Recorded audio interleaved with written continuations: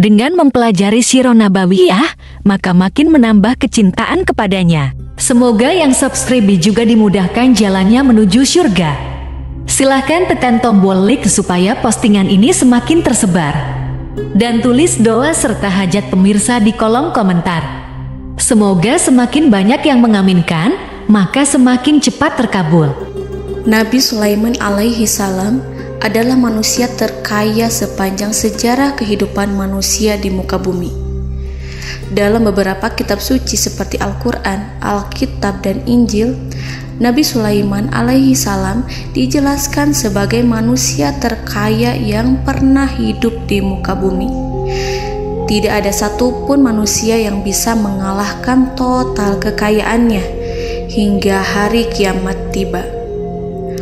Para arkeolog telah menemukan situs peninggalan sejarah Islam yang mengungkap total kekayaan Nabi Sulaiman alaihi salam. Erez bin Yosef, seorang profesor sekaligus peneliti, ia menyatakan bahwa 3.000 tahun yang lalu Nabi Sulaiman alaihi salam diperkirakan memiliki kekayaan senilai 2,2 triliun US dollar. Dan apabila dikonversikan dengan nilai mata uang dolar hari ini, jika dirupiahkan, maka nilainya setara dengan 32.891.870 triliun rupiah. Profesor itu juga menjelaskan bahwa kekayaan Nabi Sulaiman alaihi salam berasal dari dua sumber, yakni istana kerajaan dan tambang tembaga. Nilai itu berkali-kali lipat lebih banyak dari total kekayaan negara Indonesia yang hanya mencapai 11.454 triliun per 30 Desember 2021. Nabi Sulaiman alaihi salam memiliki beberapa mukjizat. Di antaranya adalah dapat berbicara dengan bahasa binatang. Beliau dapat memerintah mereka untuk melakukan sesuatu. Beliau juga dapat mengendalikan besar kecilnya tekanan angin dan dapat mengatur ke arah mana angin akan berhembus. Sehingga dengan itu Nabi Sulaiman dapat memanfaatkan angin sebagai kendaraannya dan juga kendaraan tentaranya. Nabi Sulaiman juga bisa melunakkan besi dan membentuknya menjadi pakaian perang yang anti tusukan senjata tajam. Nabi Sulaiman juga memimpin para jin. Mereka tunduk dan patuh pada perintah Nabi Sulaiman alaihi salam. Tidak hanya setan, iblis laknatullah yang merupakan makhluk pembangkang dapat dibuat tunduk bertekuk lutut pada perintah-perintah Nabi Sulaiman. Nabi Sulaiman bisa melakukan teleportasi, yaitu berpindah dari suatu tempat ke tempat yang lain dalam waktu singkat. Peristiwa itu dibuktikan dengan pemindahan singgasana Ratu Balqis atas perintah Nabi Sulaiman. Nabi Sulaiman dikenal sebagai raja yang adil dan bijaksana. Nabi Sulaiman diberkahi kecerdasan yang luar biasa untuk menyatu padukan segenap kekuatan yang Allah berikan kepadanya. Ia mengelola dan membawa kerajaannya menjadi kekuatan raksasa yang tak terkalahkan di masanya dengan segenap kemampuan yang dimilikinya. Tentara Nabi Sulaiman adalah tentara terkuat di bumi tanpa ada yang menandingi. Pertanyaan mendasar yang muncul kali ini adalah dari mana sumber kekayaan dan kekuatan Nabi Sulaiman alaihi salam? Untuk mendapat jawaban dari pertanyaan itu, simak video ini sampai akhir. Sebelum itu, mari bantu channel ini terus berkembang dengan cara subscribe dan nyalakan tanda loncengnya. Berikan komentar yang positif dan berikan like serta share video ini. Bismillahirrahmanirrahim. Sungguh kami benar-benar telah menganugerahkan ilmu kepada Daud dan Sulaiman. Keduanya berkata, segala puji bagi Allah yang melebihkan kami dari kebanyakan hamba-hambanya yang mukmin. Sulaiman telah mewarisi Daud dan dia berkata, wahai manusia, kami telah diajari untuk memahami bahasa burung dan kami dianugerahi segala sesuatu. Sesungguhnya semua ini benar-benar karunia yang nyata. Quran Surat An-Naml ayat 15-16. Saudara-saudaraku yang dirahmati Allah, pada ayat di atas disebutkan bahwa Sulaiman telah mewarisi Daud. Nabi Sulaiman mewarisi Nabi Daud dalam sisi kenabian dan kekuasaan, bukan mewarisi harta, karena para nabi tidak mewariskan harta. Sebab sepeninggalan mereka, harta para nabi menjadi sedekah bagi orang-orang yang ada di sekitarnya, yaitu orang-orang fakir dan orang-orang yang membutuhkan. Dan harta para nabi tidak dikhususkan bagi kalangan keluarganya. Rasulullah Shallallahu Alaihi Wasallam bersabda, "Kami para nabi tidak mewariskan." Nabi Sulaiman mewarisi kenabian dari Nabi Daud. Ini adalah hal yang jelas. Allah telah memilihnya sebagai nabi dari Bani Israel. Begitu juga Allah telah memberinya kekuasaan kerajaan sehingga ia menjadi pemimpin Bani Israel. Barangkali sesuatu yang paling penting yang diwarisi oleh Nabi Sulaiman dari Nabi Daud adalah tradisi militer. Kemajuan militer yang dahsyat telah berpindah kepada Nabi Sulaiman. Nabi Daud sebenarnya adalah seorang pengembala kambing yang sangat miskin, tetapi seiring dengan perjalanan waktu, ia menjadi komandan pasukan tiada tanding. Nabi Daud alaihi salam mengetahui bahwa kekuatan hakiki yang mengatur alam semesta adalah kekuatan Allah. Ketika Nabi Daud mengelurkan tangannya dan memegang potongan batu, lalu beliau melemparkannya dengan ketepel ke arah Jalut, kepala Jalut retak dan ambruk menghantam tanah. Ini sebagai bentuk demonstrasi kekuatan darinya.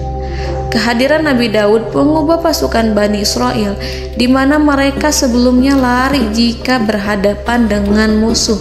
Maka kini keberadaan mereka mulai diperhitungkan di masa hidupnya. Nabi Daud mengalami peperangan yang sangat banyak, tapi Al-Quran tidak menceritakan secara terperinci. Hal itu dikarenakan karena Al-Quran adalah kitab dakwah di jalan Allah, bukan kitab sejarah. Al-Quran hanya menceritakan di dalam Al-Quran surat Shad ayat 20, "Dan kami kuatkan kerajaannya, kerajaan Daud." Ayat tersebut berarti bahwa Nabi Daud belum terkalahkan dalam peperangan yang diikutinya. Di samping dukungan yang Allah berikan kepadanya, juga pasukan dan rakyatnya, di mana mereka adalah orang-orang yang bertauhid, menyerahkan diri kepada Allah. Allah Subhanahu wa Ta'ala mengajarkan kepada Nabi Daud hal-hal yang menjadikan pasukannya memiliki keistimewaan yang dengannya mereka dapat mengalahkan pasukan-pasukan lain, pasukan-pasukan besar yang ada di bumi pada saat itu. Allah Subhanahu wa Ta'ala berfirman dalam surat Saba ayat 10, "Dan kami telah melunakkan besi untuknya." Baju besi mungkin akan menjadi masalah dalam benak kita. Ketika orang-orang yang berperang, baju besi cukup mengganggu gerakan mereka. Kita bisa membayangkan ketika ada dua orang berperang, salah satu dapat bergerak bebas, sementara yang lainnya tidak leluasa bergerak karena tertahan dengan pakaiannya.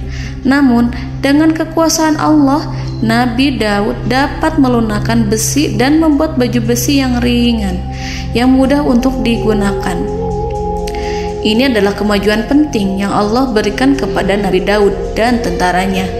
Kemajuan itu kemudian diajarkan, diwariskan dan dimiliki oleh Nabi Sulaiman alaihi salam. Nabi Sulaiman memiliki pasukan dahsyat yang melebihi pasukan manapun di bumi saat itu, atau bahkan mungkin saat ini. Bahkan Allah menambahkan karunia-Nya kepada Nabi Sulaiman yang disebutkan dalam Al-Quran surat An-Naml ayat 16. Dan Sulaiman telah mewarisi Daud, dan dia berkata, "Wahai manusia, kami telah diberi pengertian tentang suara burung, dan kami diberi segala sesuatu. Sesungguhnya ini benar-benar suatu karunia yang nyata." Saudara-saudaraku yang dirahmati Allah, pada suatu hari Nabi Sulaiman alaihi salam menengadahkan tangannya dan berdoa kepada Allah Subhanahu wa ta'ala.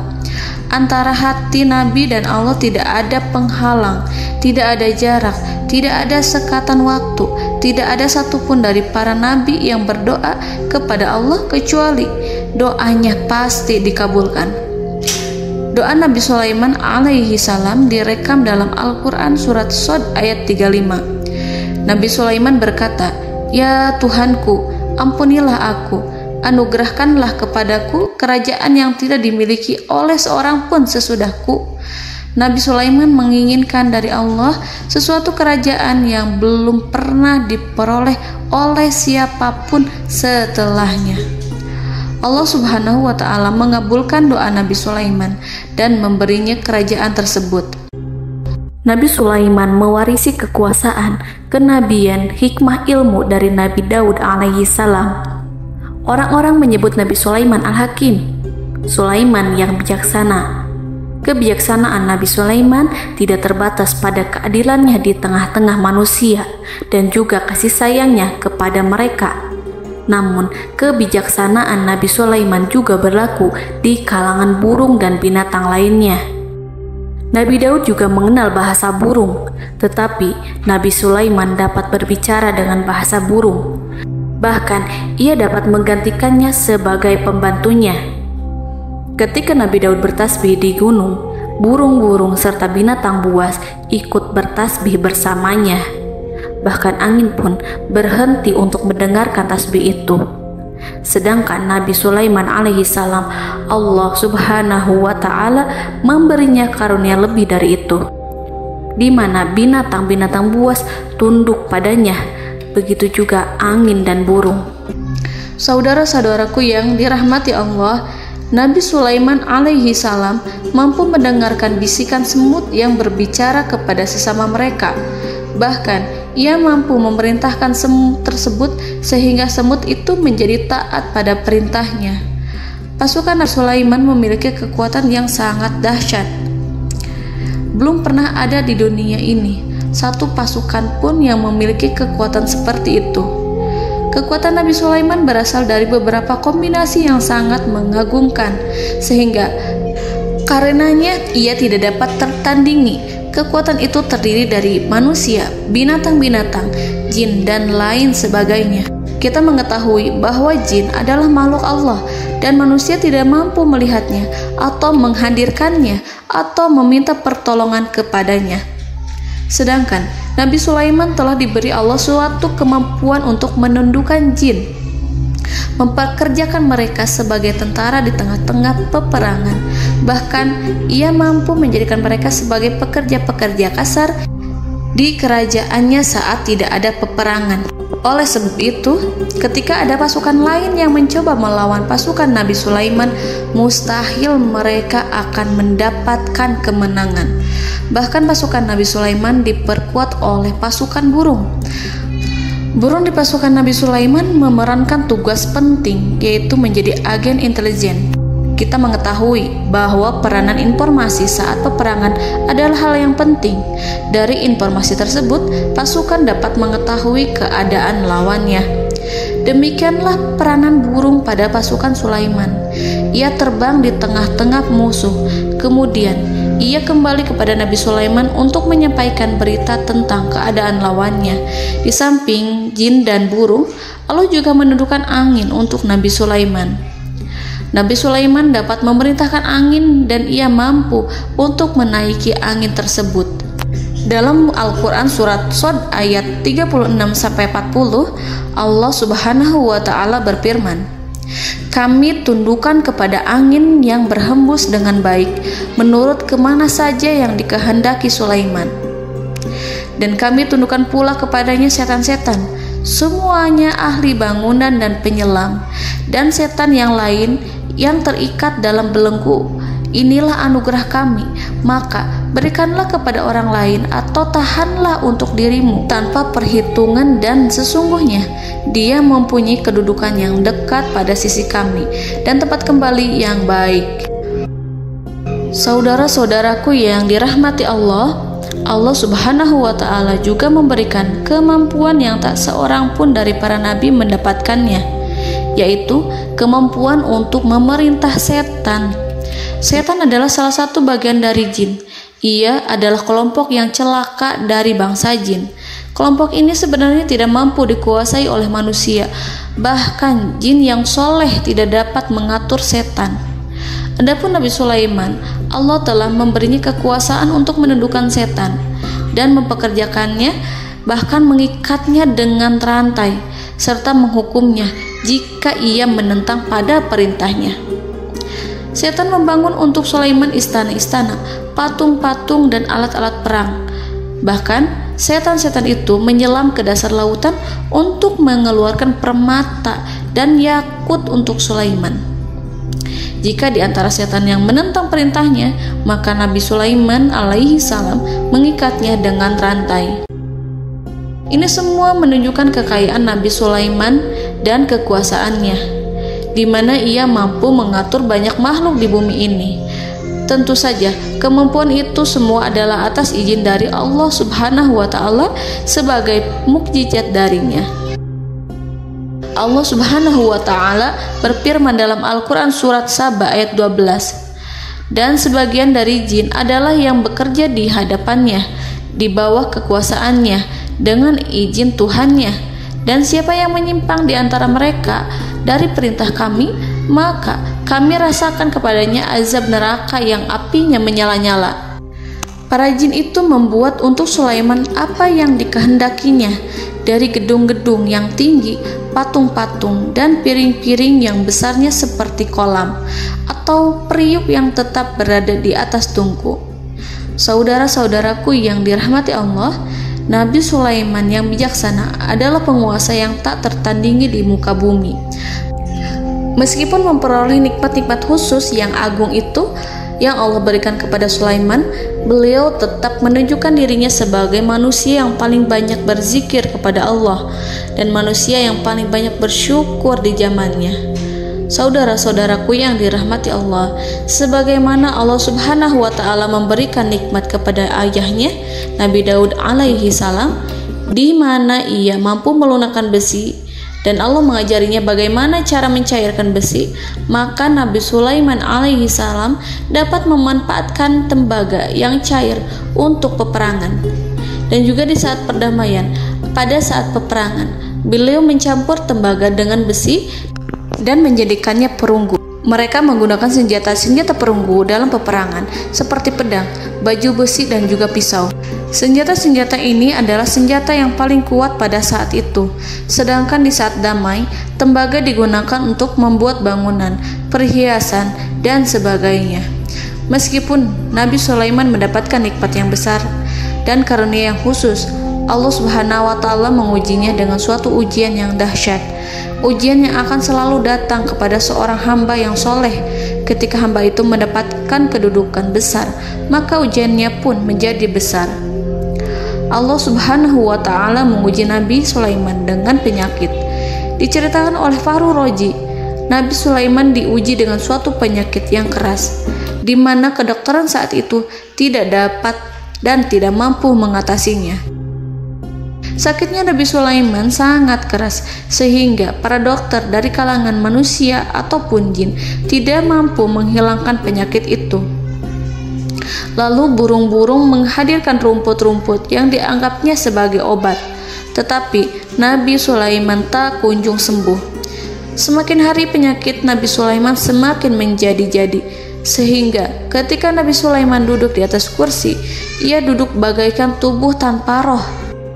Seakan-akan ia mati karena saking keras penyakit yang dideritanya. Sakit yang diderita oleh Nabi Sulaiman alaihi salam berlangsung sangat lama. Namun Nabi Sulaiman tidak henti-hentinya berzikir kepada Allah dan meminta kesembuhan kepadanya, serta selalu beristighfar dan mengungkapkan rasa cinta kepadanya. Selesailah ujian Allah terhadap hambanya Nabi Sulaiman. Beliau pun sembuh Nabi Sulaiman merasakan kembali kesehatannya setelah ia mengetahui segala kejayaan dan segala kekuasaan serta segala kebesarannya tidak lagi mampu menghilangkan penyakit yang dideritanya kecuali jika Allah menghendaki. Saudara-saudaraku yang dirahmati Allah, Nabi Sulaiman telah membangun tempat ibadah, tempat sujud, sehingga manusia menyembah Allah di dalamnya. Orang-orang yang membangunnya berjumlah puluhan ribu orang. Tentu setiap kelompok dari mereka memiliki pekerjaan masing-masing. Di antara mereka ada yang mencairkan tembaga, di antara mereka ada yang tukang pahat, ada yang tukang ukir, ada yang membelah batu, ada yang memotong kayu, ada yang mendatangkan rumput-rumput dari Libanon, ada yang mendatangkan emas dan menjadikannya lempengan-lempengan yang mengkilat untuk menutupi kayu serta untuk melapisi dinding-dinding. Bahkan golongan jin pun membantu membangun tempat tersebut, tentu dengan perintah dan bimbingan Nabi Sulaiman. Mereka membuat patung-patung yang besar, membuat bejana yang besar untuk tempat makan para tentara dan pekerja, yaitu bejana seperti gunung. Karena saking berat dan besarnya, mereka juga membuat tempat-tempat minum yang besarnya seperti kolam. Nabi Sulaiman mengawasi para pekerjanya dan juga mengurusi masyarakatnya, di mana beliau mengenali problem mereka dan berusaha memecahkannya. Beliau juga mengawasi pasukan dari kalangan binatang dan burung. Beliau mengetahui apabila ada satu di antara mereka yang tidak datang, kemana ia pergi serta mengapa ia pergi. Nabi Sulaiman menguasai pengetahuan itu semua. Nabi Sulaiman bukan hanya mengetahui problem tentara-tentaranya dari kalangan manusia ataupun tentaranya dari kalangan burung, namun ia juga menunjukkan kasih sayang terhadap semut, di mana beliau mendengar bisikannya dan tidak suka untuk menginjaknya. Nabi Sulaiman selalu menundukkan kepalanya ke bumi sebagai bentuk rasa rendah diri dan syukur kepada Allah. Pada suatu hari, Nabi Sulaiman alaihi salam berjalan di depan tentaranya dan tiba-tiba ia mendengar suara semut yang berkata kepada temannya dari kalangan semut. Hal itu terekam dalam Al-Quran surat An-Naml ayat 18-19. Wahai semut-semut, masuklah ke dalam sarang-sarangmu agar kamu tidak terinjak oleh Sulaiman dan tentaranya, sedangkan mereka tidak menyadarinya. Nabi Sulaiman alaihi salam tersenyum mendengar itu dan ia berdoa, "Ya Allah, ya Tuhanku, berilah aku ilham untuk tetap mensyukuri nikmat-Mu yang telah Engkau anugerahkan kepadaku dan kepada kedua orang ibu bapakku, dan untuk mengerjakan amal soleh yang Kau ridhoi, dan masukkanlah aku ke dalam rahmat-Mu, ke dalam golongan hamba-hamba-Mu yang soleh." Saudara-saudaraku yang dirahmati Allah, meskipun Nabi Sulaiman mendapatkan kekuasaan dan memiliki tentara yang besar, namun beliau menunjukkan kasih sayang terhadap bangsa semut. Beliau mendengarkan bisikannya dan melihat semut yang ada di depannya. Oleh karena itu, tak mungkin baginya untuk menginjak golongan semut itu. Nabi Sulaiman bersyukur kepada Allah telah memberinya nikmat, yaitu nikmat rahmat dan kasih sayang. Di samping itu, Nabi Sulaiman alaihi salam adalah orang paling kaya di dunia. Istananya terbuat dari kayu gaharu yang memiliki wangi harum. Istananya terbuat dari emas yang terkadang dari kristal. Beliau juga memiliki kursi besar yang terbuat dari emas dan permata. Istana Nabi Sulaiman merupakan istana yang paling besar di dunia. Nabi Sulaiman menggunakan pakaian dari emas dan permata. Meskipun demikian, Nabi Sulaiman tetap menunjukkan sebagai hamba yang berserah diri dan rendah diri di hadapan Allah Subhanahu wa Ta'ala. Nabi Sulaiman yang merendahkan diri di hadapan Allah, ia selalu sujud kepada Allah, sebagaimana ayahnya yang selalu bertasbih pada Allah. Nabi Sulaiman selalu melantunkan lagu-lagu cinta ilahi dan hanya memuji Allah Subhanahu wa Ta'ala. Pada suatu hari, Nabi Sulaiman alaihi salam mengeluarkan perintah kepada pasukannya untuk bersiap-siap. Kemudian, Nabi Sulaiman keluar dan memeriksa pasukannya satu demi satu. Kelompok yang pertama adalah kelompok manusia.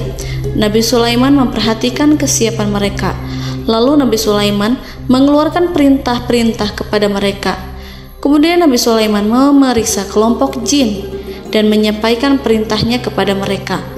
Beliau memenjarakan jin yang tampak bermalas-malasan saat bekerja.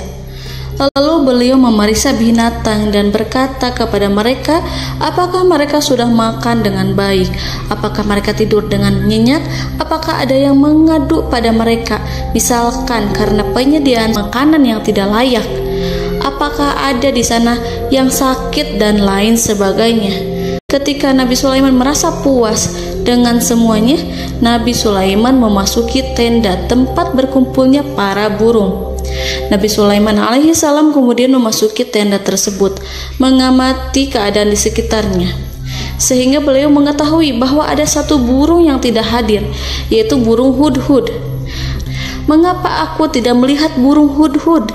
Burung-burung yang lain tampak terdiam sebagai penghormatan, dan mereka mendengarkan apa yang akan dikatakan pemimpin mereka.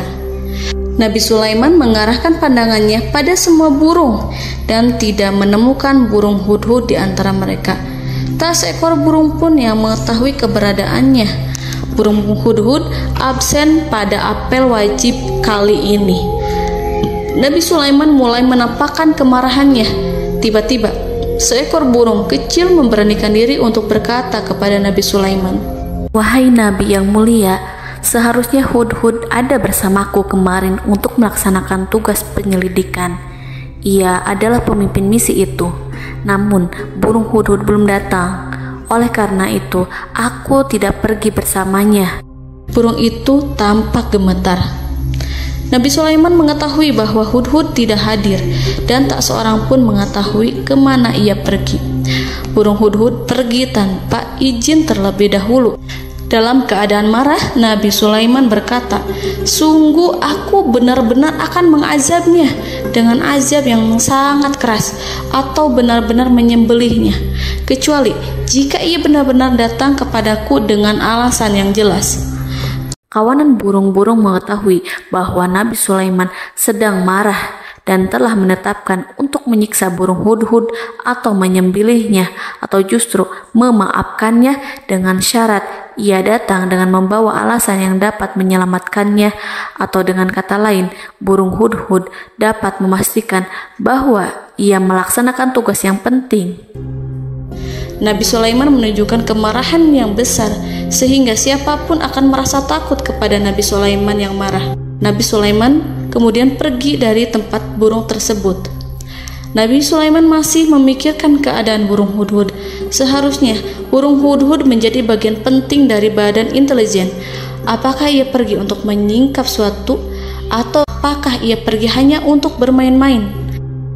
Nabi Sulaiman telah memperhatikan dan mengetahui bahwa burung hudhud adalah seekor burung yang cerdik dan juga fasih berbicara. Terkadang Nabi Sulaiman mendapati burung hudhud sedang bermain-main dan menunda-nunda pekerjaannya. Namun ketika Nabi Sulaiman melihatnya, burung hudhud memahami bahwa perbuatannya tidak benar.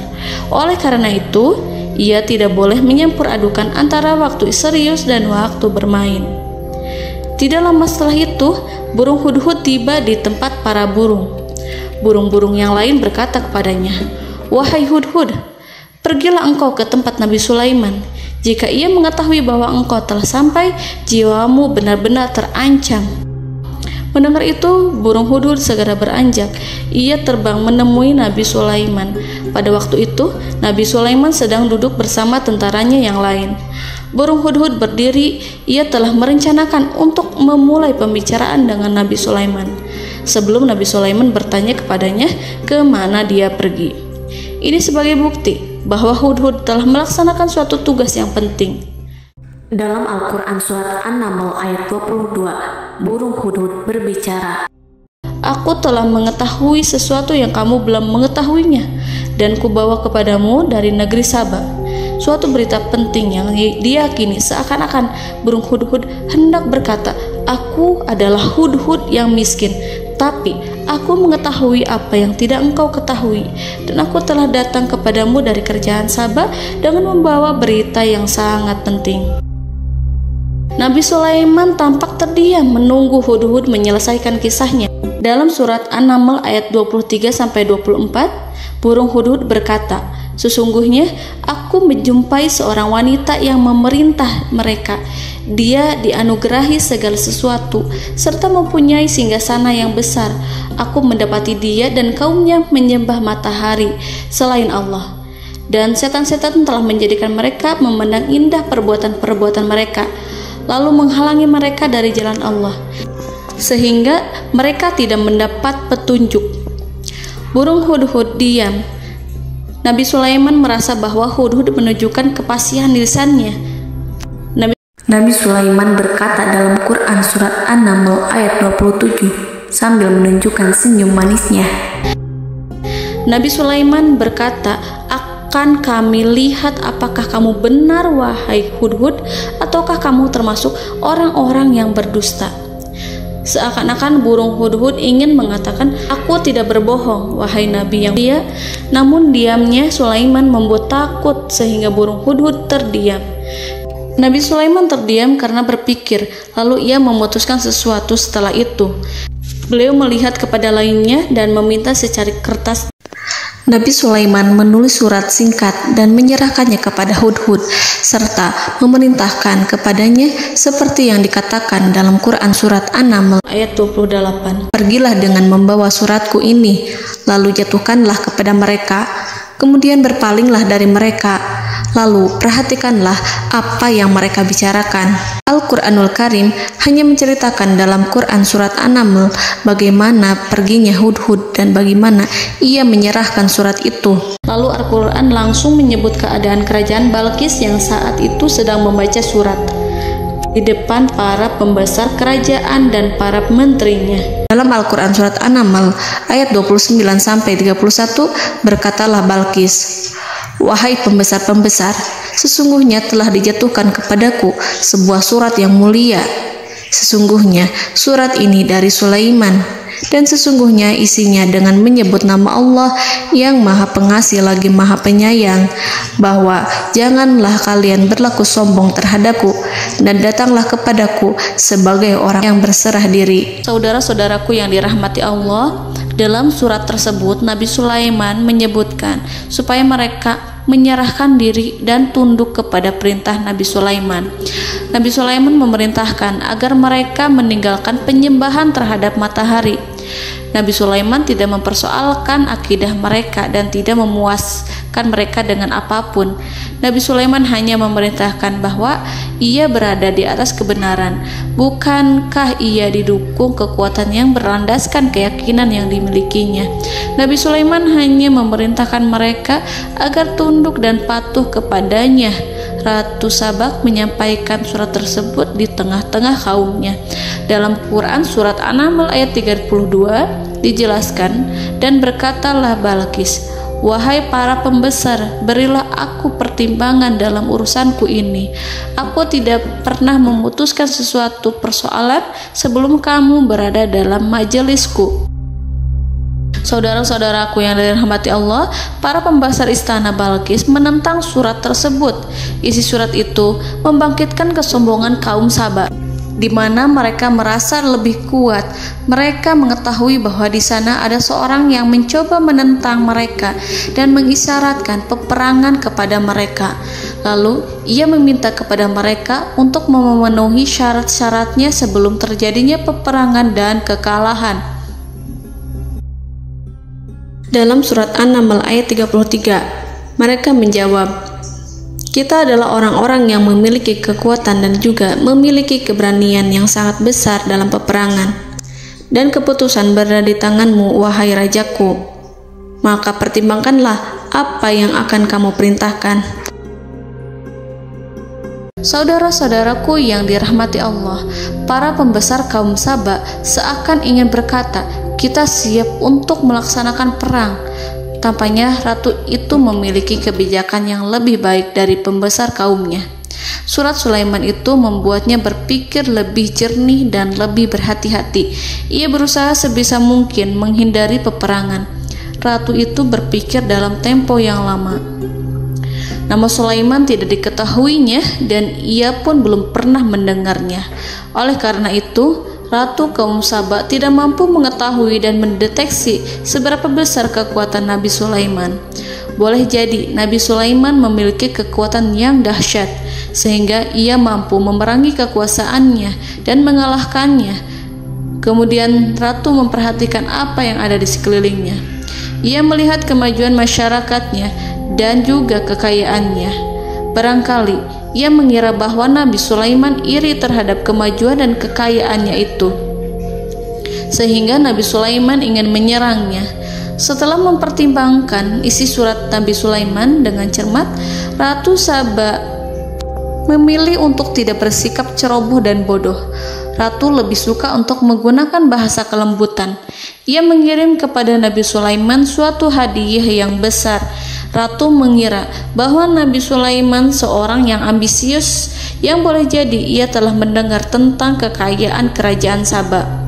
Para utusan pergi dengan membawa hadiah dari Ratu Saba. Ratu berharap agar mereka dapat memasuki kerajaan Nabi Sulaiman dan akan mengetahui kondisi kerajaannya. Saat mereka pulang, Ratu ingin mendengar secara langsung dari mereka tentang bagaimana keadaan kaum Nabi Sulaiman dan pasukannya. Setelah mendapatkan informasi yang cukup, maka Ratu Balqis dapat membuat sesuatu keputusan yang tepat. Ratu menyembunyikan apa yang terlintas dalam pikirannya, lalu ia berbicara kepada pembesar istananya bahwa ia dapat menyingkap niat jahat Raja Sulaiman melalui cara mengirimkan hadiah kepadanya. Ratu lebih memilih cara tersebut dan menunggu reaksi dari Nabi Sulaiman. Ratu berhasil memuaskan para pembesar istana, dan untuk sementara ia menghilangkan ide untuk berperang. Karena para raja jika menyerang suatu desa, maka pemimpin desa tersebut adalah orang yang paling banyak mendapatkan kehinaan. Akhirnya, para pembesar kaumnya merasa puas dengan pikiran Ratu Balqis. Saudara-saudaraku yang dirahmati Allah, dalam surat An-Naml ayat 34-35 dijelaskan, Ratu Balqis berkata, "Sesungguhnya raja-raja apabila memasuki suatu negeri, niscaya mereka akan membinasakannya dan menjadikan penduduknya yang mulia menjadi hina. Dan demikian pula lah yang akan mereka perbuat. Dan sesungguhnya aku akan mengirim utusan kepada mereka dengan membawa hadiah, dan aku akan menunggu apa yang akan dibawa kembali oleh utusan itu." Kemudian sampailah hadiah dari Ratu Balqis kepada Nabi Sulaiman.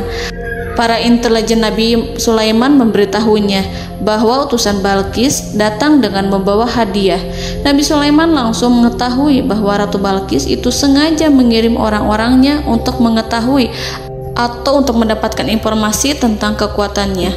Lalu setelah itu ia akan mengambil keputusan atau mengambil sikap kepada kerajaan Sulaiman. Nabi Sulaiman segera memanggil semua pasukannya untuk berkumpul. Utusan Balqis segera memasuki istana Nabi yang dipenuhi dengan pasukan yang besar bersenjata. Melihat itu, utusan Ratu Balqis tercengang dan terkejut ketika mereka melihat kekayaan yang mereka bawa tidak ada apa-apanya dibandingkan dengan kerajaan Nabi Sulaiman. Hadiah mereka tampak tidak berarti. Emas yang mereka bawa tampak tidak memiliki makna saat mereka memasuki istana Nabi Sulaiman yang terbuat dari kayu-kayu pohon gaharu yang mengeluarkan bau yang harum serta dihiasi dengan emas permata. Para utusan Ratu Balqis berdiri bersama Nabi Sulaiman dan menyaksikan bagaimana Nabi Sulaiman mengendalikan pasukannya. Kemudian mereka mulai berpikir tentang kekuatan dan kualitas pasukan Nabi Sulaiman. Betapa kagetnya mereka ketika melihat di tengah-tengah pasukan itu terdapat singa, burung, dan tentara dari kalangan manusia yang mampu terbang. Mereka pun sadar bahwa mereka di hadapan pasukan yang tiada tandingannya. Selesailah demonstrasi pasukan Nabi Sulaiman. Kemudian para utusan ratu dipersilahkan maju ke tempat hidangan makanan. Para utusan itu sangat terkejut ketika melihat berbagai macam makanan dari penjuru dunia ada di depannya. Dan di antara makanan itu terdapat pula makanan yang biasa ditemukan di negeri mereka. Tetapi mereka melihat bahwa makanan itu memiliki rasa yang lebih istimewa. Selain itu, piring-piring yang ada di depan mereka terbuat dari emas dan mereka dilayani oleh laki-laki yang berhias dengan emas. Di meja makan itu terdapat burung, ikan laut, dan berbagai macam daging yang mereka tidak mampu lagi membedakan daging apa itu. Nabi Sulaiman tidak makan bersama mereka, tapi beliau makan dengan menggunakan piring yang terbuat dari kayu. Beliau memakan roti yang kering yang dicampur dengan minyak. Inilah makanan yang dipilih Nabi Sulaiman. Makan bersama mereka dalam keadaan diam, mereka merasa kehadiran Nabi Sulaiman menciptakan suatu wibawa yang luar biasa. Selesai perjamuan itu, lalu dengan sangat malu mereka menyerahkan hadiah dari Ratu Balqis kepada Nabi Sulaiman. Hadiah itu berupa emas yang bagi mereka hadiah itu sangat bernilai tinggi. Tapi di sini hadiah itu tampak kecil di hadapan kekayaan Nabi Sulaiman yang sangat mengagumkan.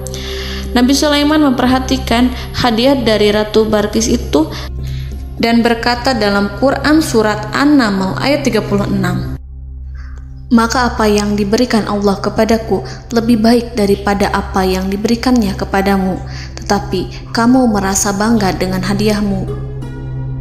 Saudara-saudaraku, Raja Sulaiman menyingkap dengan kata-katanya yang singkat itu penolakannya terhadap hadiah mereka.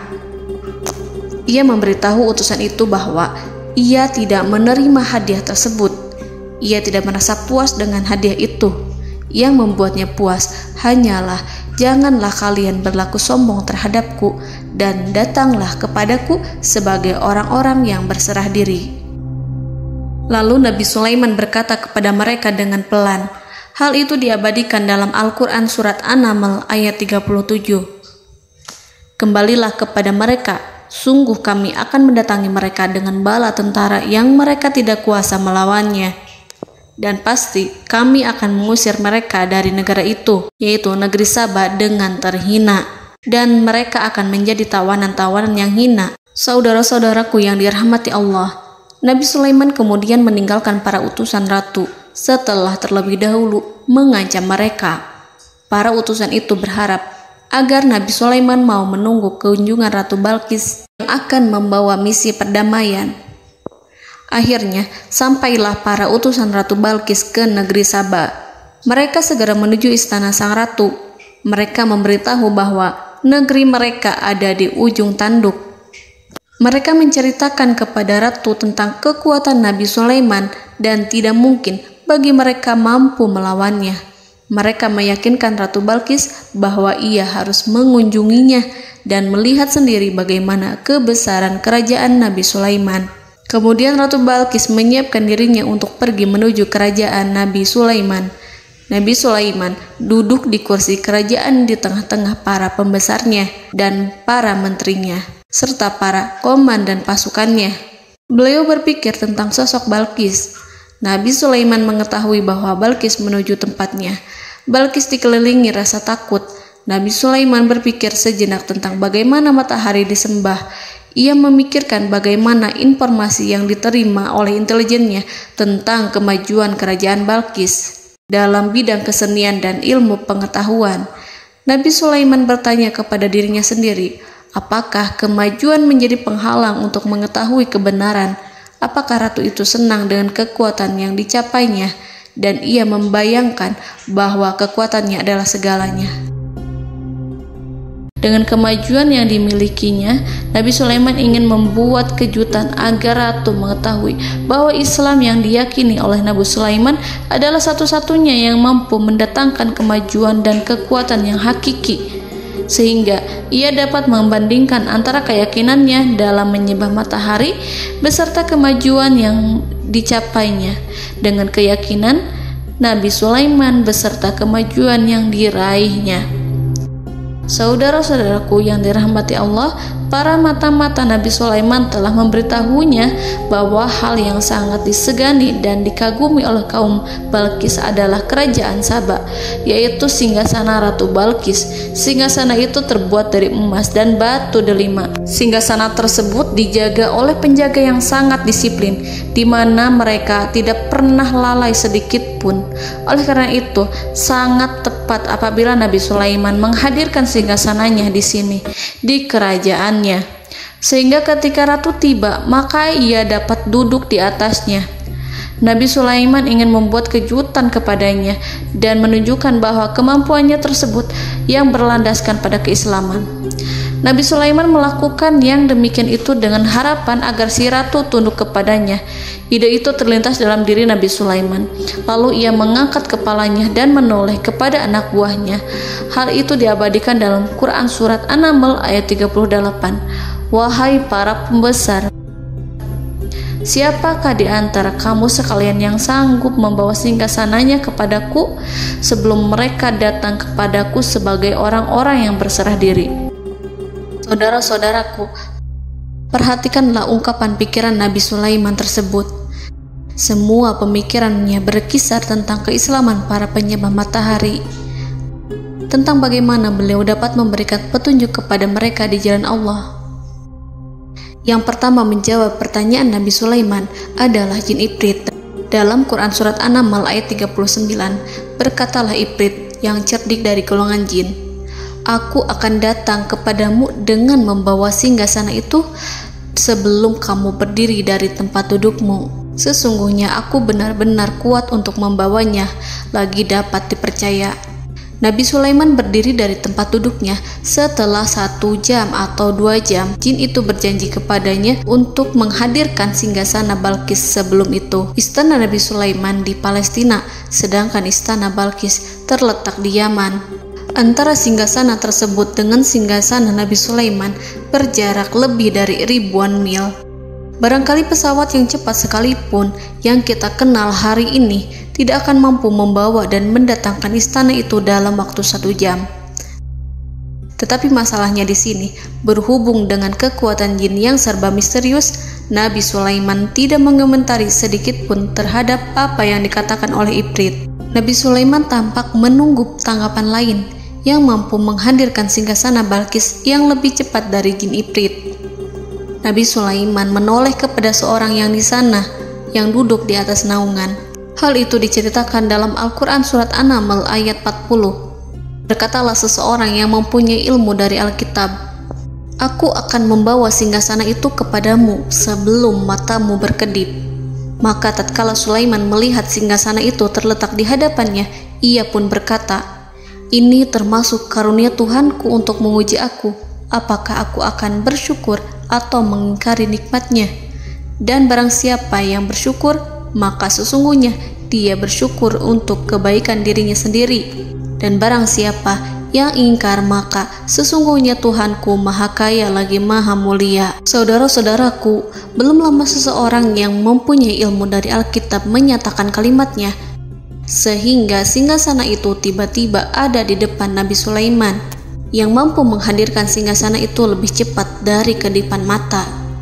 Al-Quranul Karim tidak menyingkap kepribadian seseorang yang menghadirkan singgasana itu.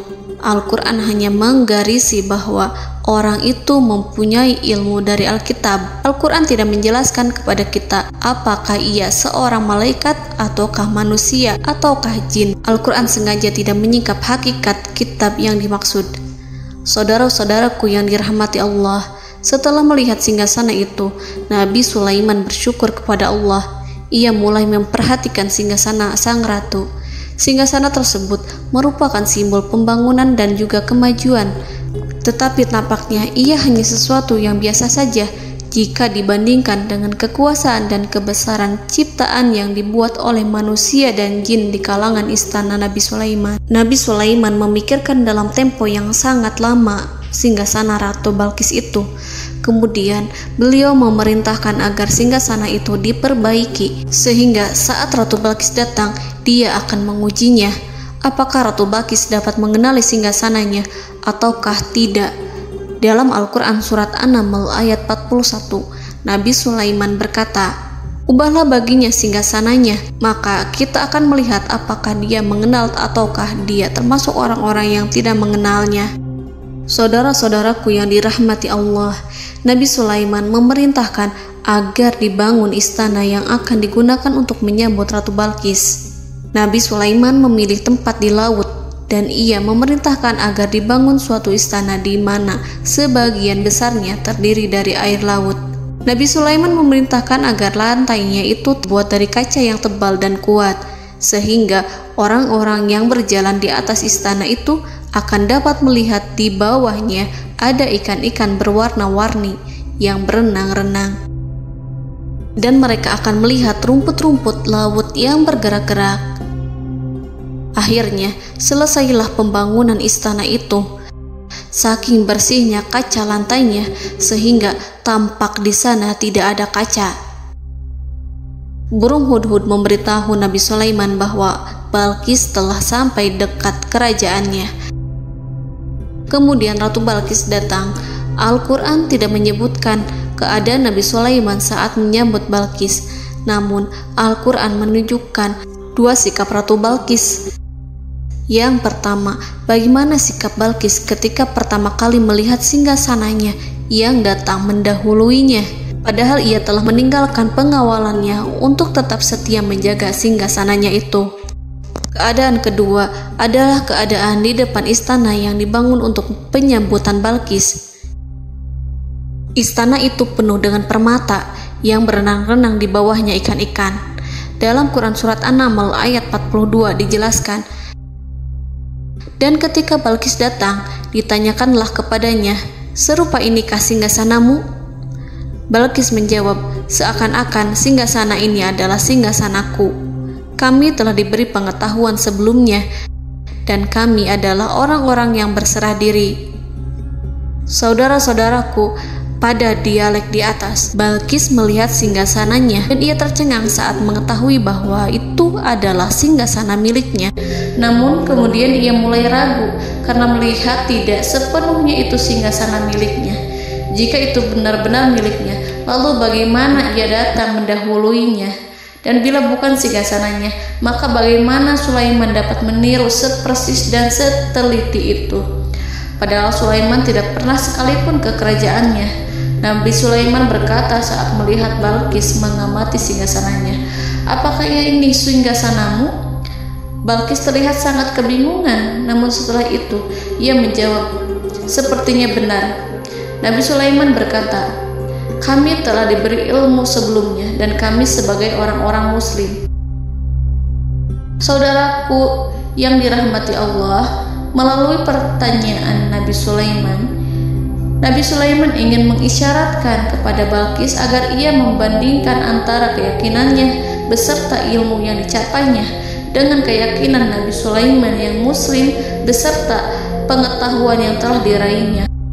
Penyembahan terhadap matahari dan pencapaian ilmu yang dicapai oleh Ratu Balqis tanpa tidak ada apa-apanya dibandingkan dengan ilmu Nabi Sulaiman dan keislaman.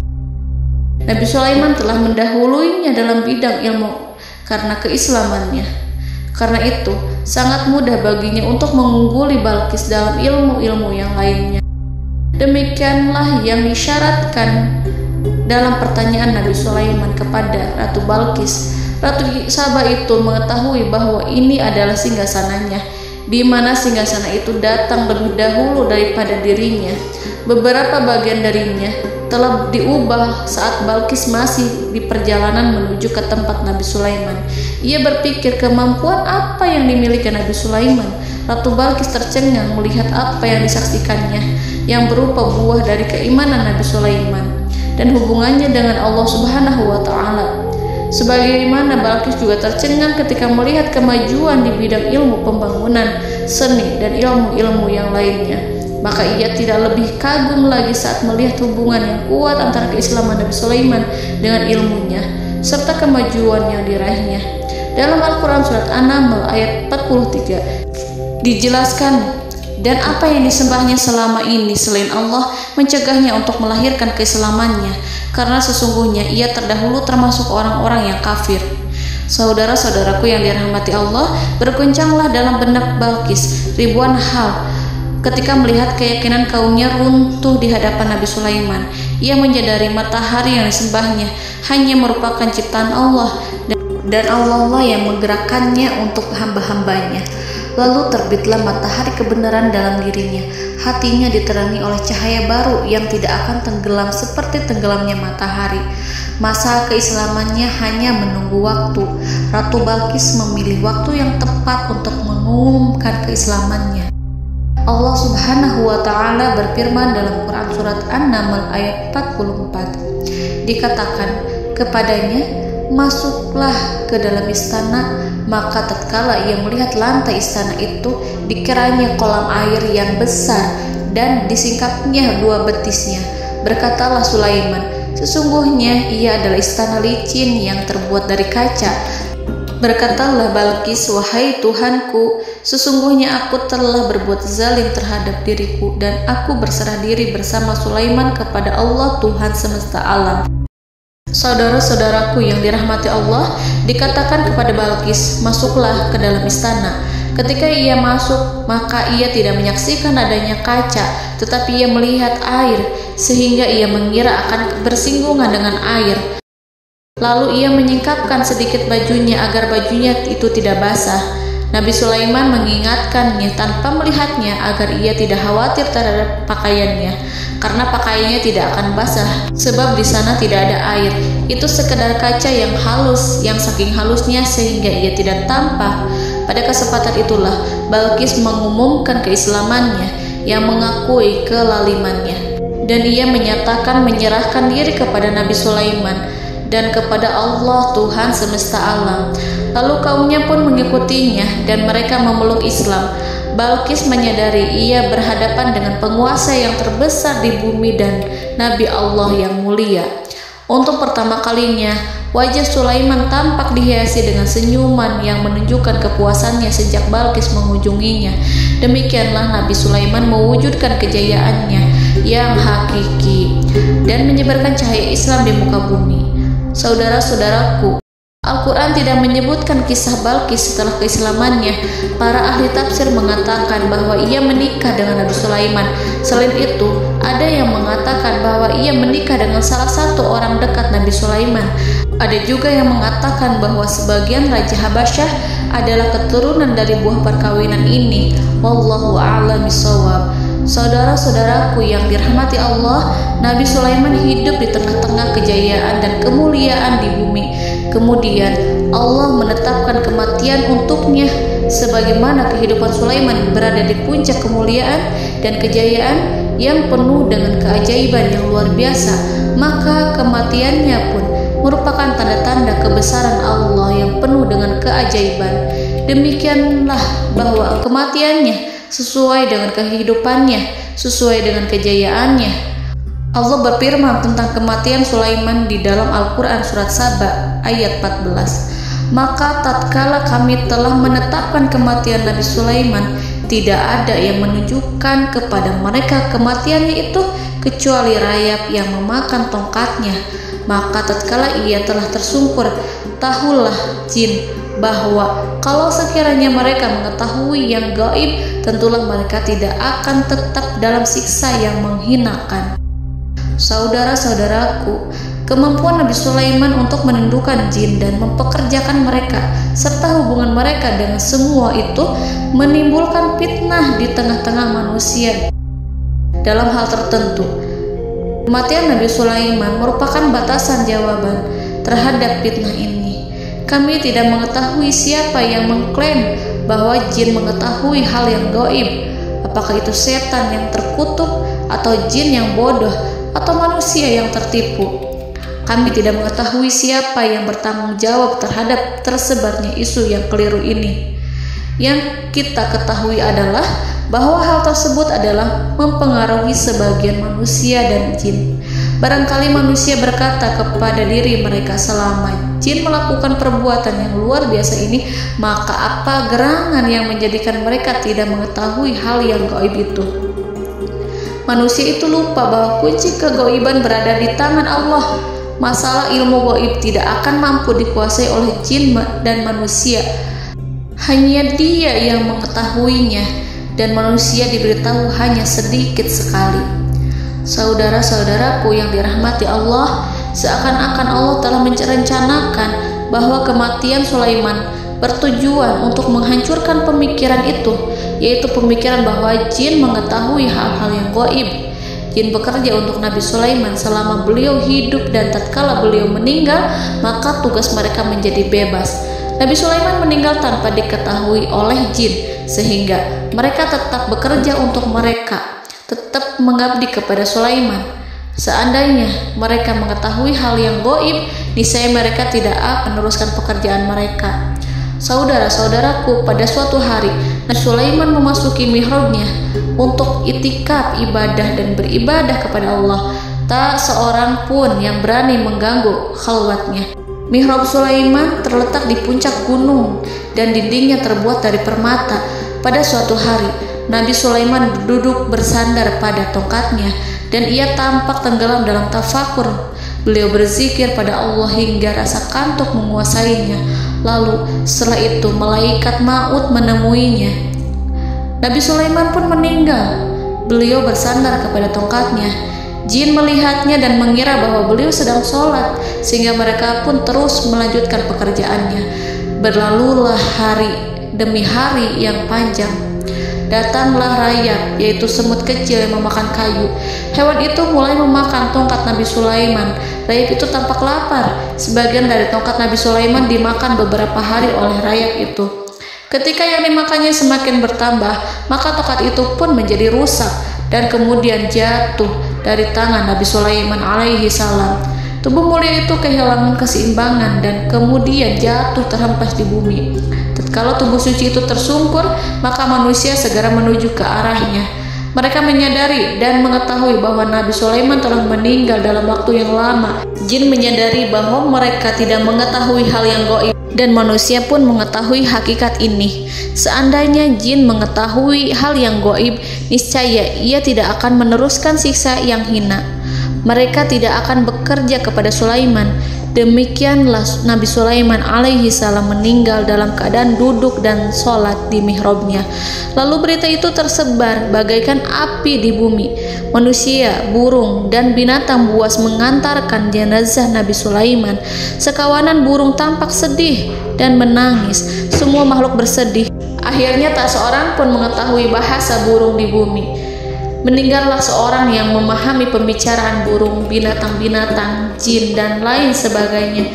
Burung-burung itu berkata, betapa beratnya kehidupan di tengah orang-orang yang tidak mengetahui pembicaraan kita. Allahu a'lam.